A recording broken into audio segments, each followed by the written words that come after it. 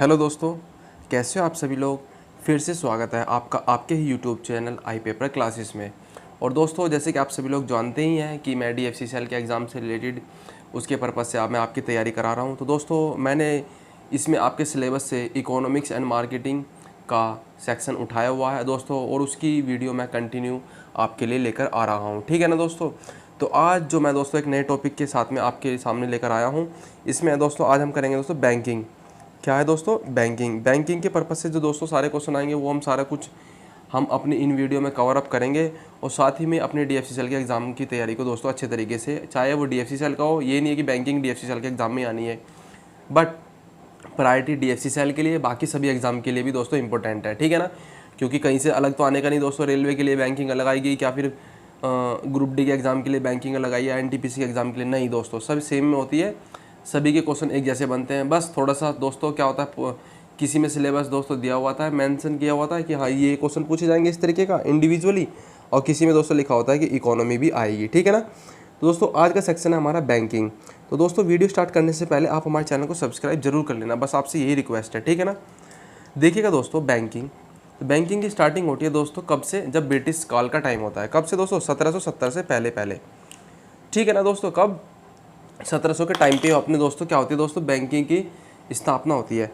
तो प्रथम दौर होता है दोस्तों, प्रथम दौर ब्रिटिश काल से ही स्वतंत्रता तक क्या होता था उस टाइम पे दोस्तों, ब्रिटिश काल की गवर्नमेंट होगी। उस टाइम पे उनका क्या उद्देश्य था? बैंकों की स्थापना करके उनका उद्देश्य भारत से अधिक जो दोस्तों प्रॉफिट है वो कमाकर लंदन भेजना था। क्या करना था दोस्तों? लंदन भेजना था।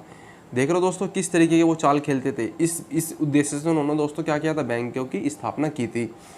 ठीक है ना। अब कौन से बैंक की स्थापना कौन से टाइम पीरियड में हुई दोस्तों, सारा कुछ करेंगे। ठीक है। सबसे पहला आया था दोस्तों आपका कौन सा है? Bank of Hindustan.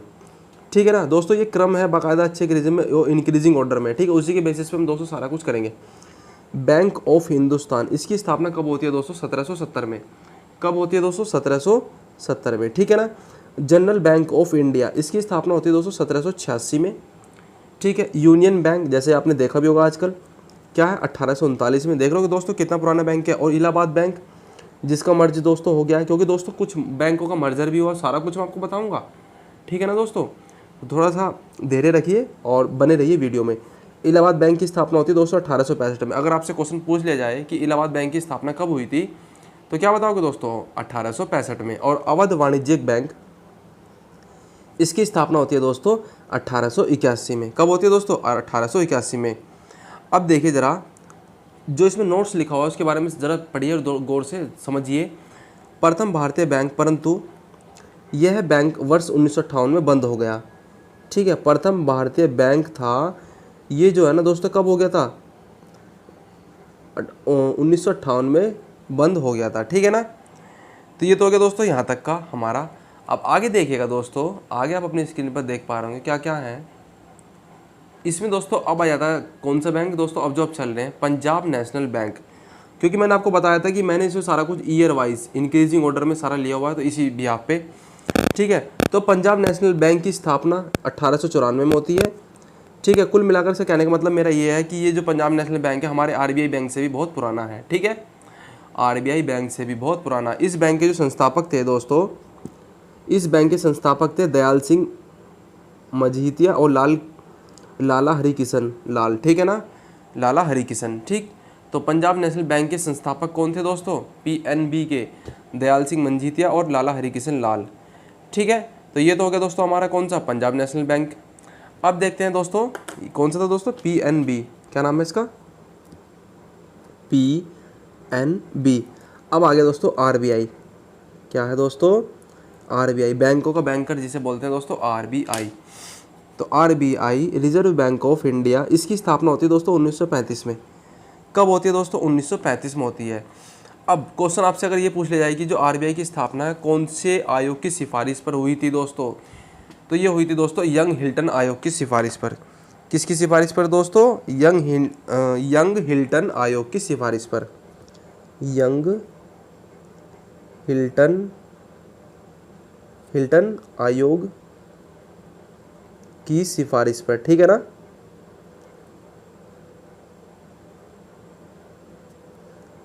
ठीक है दोस्तों, यंग हिल्टन आयोग की सिफारिश पर हुई थी आरबीआई की स्थापना, मतलब कोई कमेटी आई होगी, उन्होंने सबने सोचा को क्यों ना कि इस तरीके का बैंक बनाया जाए, सभी को कंट्रोल करे, तो ये आई थी दोस्तों यंग हिल्टन। अब इसका राष्ट्रीयकरण कब हुआ था दोस्तों? अगर आपसे क्वेश्चन ये बार बार एग्जाम में पूछा जा चुका है, इसलिए बता रहा हूँ। भारतीय रिजर्व बैंक का राष्ट्रीयकरण 1 जनवरी 1949 को हुआ था। ठीक है, अब आगे देखिएगा, प्रतिछाया बैंकिंग गैर बैंकिंग वित्तीय संस्थाओं द्वारा वित्तीय तथा अन्य गतिविधियों को संपन्न करने को कहा जाता है। ठीक है, क्या प्रतिछाया बैंकिंग किसको कहते हैं दोस्तों? प्रतिछाया बैंकिंग किसको कहते हैं? जो गैर बैंकिंग वित्तीय संस्थाओं द्वारा वित्तीय और अन्य गतिविधियों को संपन्न करने को कहा जाता है प्रतिछाया बैंकिंग। ठीक है, ये तो हो गया दोस्तों अब हमारा आरबीआई से रिलेटेड कुछ इंपॉर्टेंट फैक्ट्स।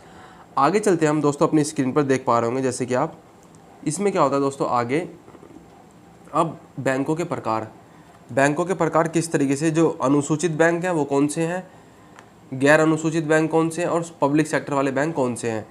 तो अनुसूचित बैंक वे अनुसूचित बैंक जो हमारी कौन सी दोस्तों, दूसरी अनुसूची, जो हमारी दोस्तों कितनी अनुसूची हैं, 12 अनुसूची हैं, जिसमें से हमारी दूसरी अनुसूची में शामिल होंगे वो होंगे कौन से हमारे अनुसूचित बैंक। कैसे? आरबीआई अधिनियम 1934 की दूसरी अनुसूची में शामिल होते हैं। आरबीआई के पास निर्देशित वैधानिक पूंजी जमा करने की पूंजी जमा करानी होती है आरबीआई के पास, और आरबीआई से ऋण प्राप्त करने का अधिकार है। ठीक है ना, आरबीआई से ही बैंकों को ऋण प्राप्त करने का, या बैंक अपनी समझते हो दोस्तों क्या कहते हैं दोस्तों उसको बैंक मतलब बैंक ही आप आरबीआई से क्या ले सकता है दोस्तों, ऋण ले सकता है। ठीक है, ये होता है दोस्तों हमारा क्या, अनुसूचित बैंक। अनुसूचित बैंक वे बैंक जो हमारी दूसरी अनुसूची में शामिल होते हैं। ठीक है, अब गैर अनुसूचित बैंक जो हमारी अनुसूची में शामिल नहीं होंगे, सिंपल सी बात है।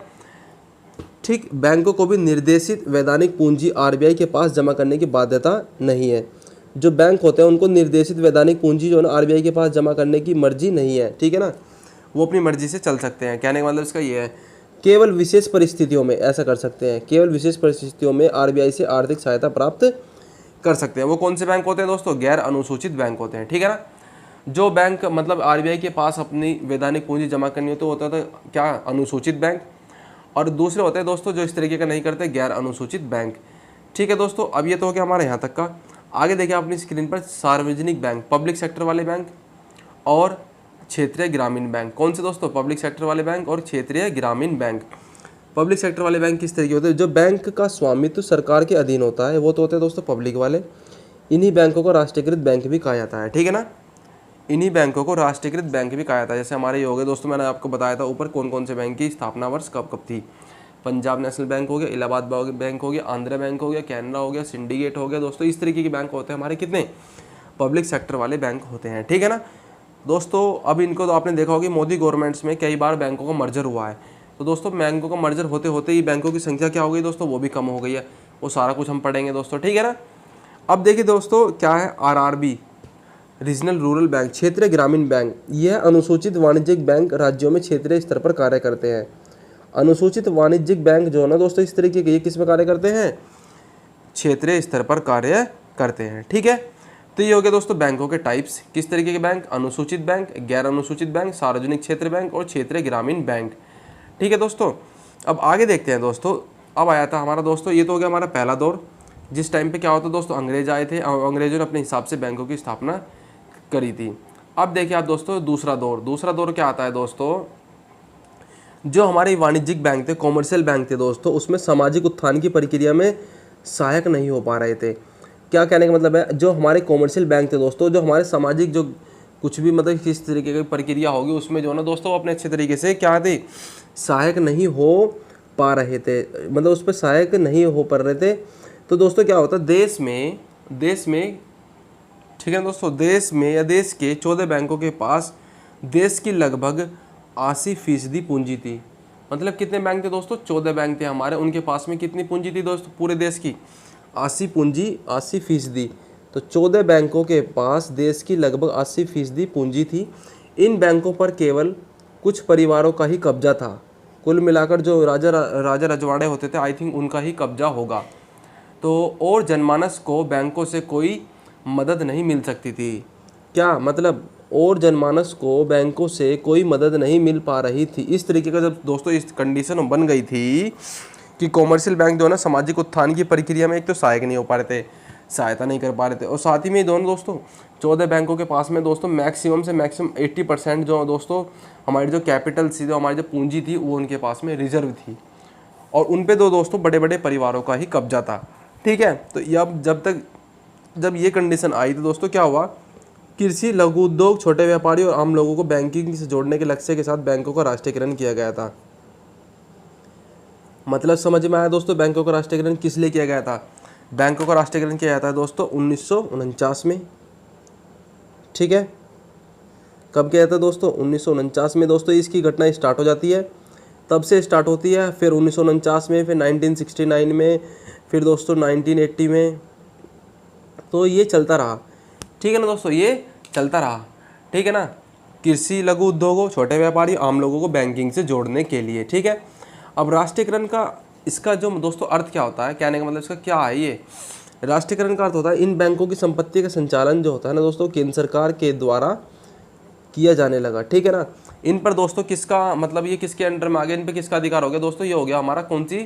केंद्र सरकार का, सेंट्रल गवर्नमेंट के अधीन ये हो गए दोस्तों। ठीक है ना, अब आपसे क्वेश्चन ये पूछ लिया जाता है कि दोस्तों जैसा आप अपनी स्क्रीन पर देख भी पा रहे होंगे, क्या है 14 बैंकों का राष्ट्रीयकरण कब हुआ था दोस्तों? तो सन 1969 में 14 बैंकों का राष्ट्रीयकरण हुआ। ठीक है दोस्तों, और सन 1980 में कितने बैंकों का राष्ट्रीयकरण हुआ दोस्तों? 6 बैंकों का राष्ट्रीयकरण फिर हुआ। ठीक, तो इस तरीके से दोस्तों नेशनलाइजेशन होते होते तो बाद में दोस्तों फिर ये मर्जर पर आ गए। किस पर आ गए दोस्तों? मर्जर पर। तो सबसे पहले बात दोस्तों, सन 1993 में न्यू बैंक ऑफ इंडिया का विलय पंजाब नेशनल बैंक में कर दिया गया। 1943 में न्यू बैंक ऑफ इंडिया का जो मर्जर है दोस्तों पीएनबी में कर दिया गया, जिससे राष्ट्रीयकृत बैंकों की संख्या कितनी हो गई दोस्तों? 19।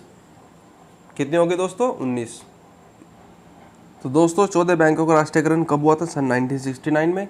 फिर 6 बैंकों का हो जाता है दोस्तों 1980 में। तो टोटल कितने हो गए थे दोस्तों? यहाँ पर हमारे हो गए थे दोस्तों, ये हो जाते हैं दोस्तों 20 बैंक। कितने यहाँ पर थे दोस्तों उस टाइम पे? 14 + 6 20। ठीक है, तो उस टाइम पे दोस्तों हमारे थे कुल कितने बैंक सन 1980 तक? 20 बैंक। सन 1993 तक, सॉरी 93 में सबसे पहली बार न्यू बैंक ऑफ इंडिया का विलय दोस्तों पीएनबी में कर दिया गया।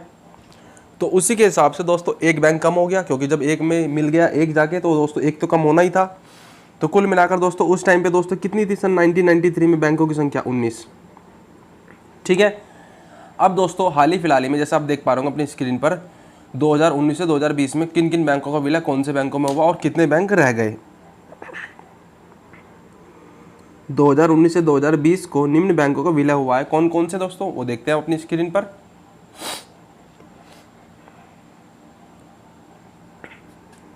देना बैंक और विजया बैंक। कौन सा दोस्तों? देना बैंक और विजया बैंक का विलय किस में हुआ है? बैंक ऑफ बड़ौदा में। किस में हुआ है दोस्तों? बैंक ऑफ बड़ौदा में। साथ ही में oriental bank of commerce and United bank.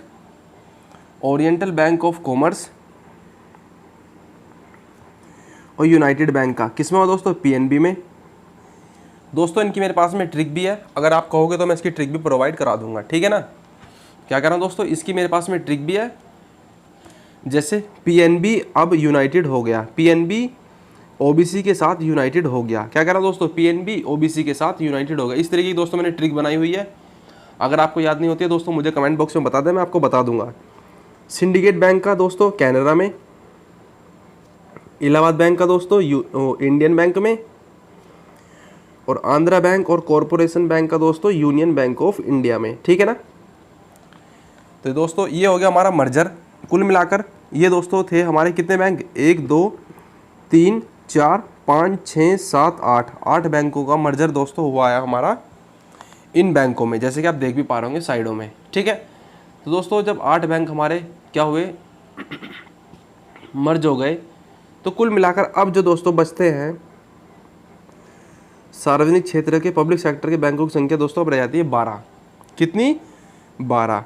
कितनी रहती है दोस्तों? 12 इनकी संख्या रह गई है अब वर्तमान में जो दोस्तों टोटल कितने बैंकों की संख्या है? 12 हमारे पास में बैंक बचे हुए हैं। ठीक है, आगे चलते हैं दोस्तों। 1949 का दौर आया था। 1949 में क्या होता है दोस्तों? बैंकों का जब राष्ट्रीयकरण हो रहा था तो ये कौन से संशोधन, यानी कि बैंकिंग नियामन अधिनियम संशोधन अधिनियम 1965 के तहत में दोस्तों ये सारा कुछ हुआ था, ठीक है ना। तो ये दोस्तों हो गया मर्जर, और हमने यहाँ तक पढ़ा दोस्तों बैंकिंग के बारे में। अब आगे आप अपनी स्क्रीन पर देख पा रहे होंगे तीसरा दौर दोस्तों मैं चाहूँगा कि अपनी नेक्स्ट वीडियो में करेंगे, क्योंकि दोस्तों थोड़ी सी कफ की भी प्रॉब्लम है, ठीक है दोस्तों, क्योंकि टेम्परेचर भी इस टाइम पे अप एंड डाउन हो रहा है, इसी वजह से दोस्तों नज़ला जुकाम खांसी सब कुछ चल ही रहे होंगे, ठीक है ना। तो अपनी दोस्तों सेहत पर भी ध्यान रखना, और साथ के साथ में दोस्तों अपनी तैयारी को भी ज़्यादा से ज़्यादा अच्छे वे में करते रहना, ठीक है ना दोस्तों। तो यहीं पे मैं आपको अलविदा कहना चाहूँगा। तो थैंक यू दोस्तों ऑल ऑफ़ यू, और बने रहिएगा दोस्तों आई पेपर क्लासेस के साथ में DFCCL के एग्ज़ाम की तैयारी के लिए, ठीक है ना।